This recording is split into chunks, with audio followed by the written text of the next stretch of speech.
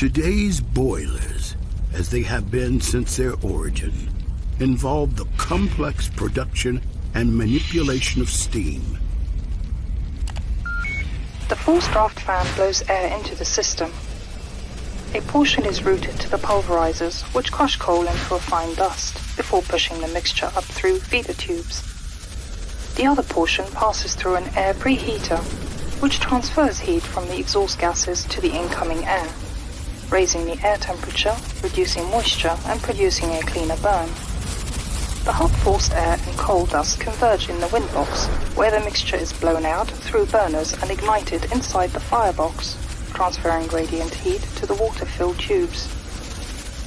The hot gases flow upward, heating the rest of the system through convection, before passing through the air preheater and ultimately flow into the scrubber, where pollutants are removed. Liquid water is pumped into the system at the economizer. Gradually, it's heated to base temperature before gathering at the steam drum, the system's main distribution hub for circulating water and steam through the boiler. Liquid water flows through large tank comers and into the base of the firebox. A network of 2-inch tubes line the firebox walls, and burners force feed a continuous supply of combustible fuel into the ultra-hot firebox. Eventually, the insides of the firebox burn so hot that its surrounding steel walls would melt if not for the tube-lined walls of liquid water.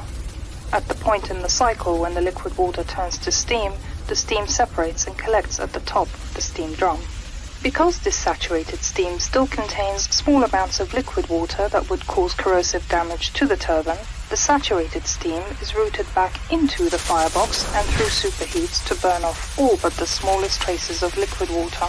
This dry, superheated steam then exits the boiler, passing through a steam locker and ultimately providing power to the spinning turbine, which generates electricity.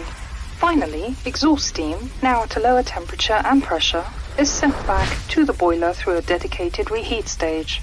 This reusable steam is brought back up to operating temperature before returning to the turbine, providing additional power through a secondary stage.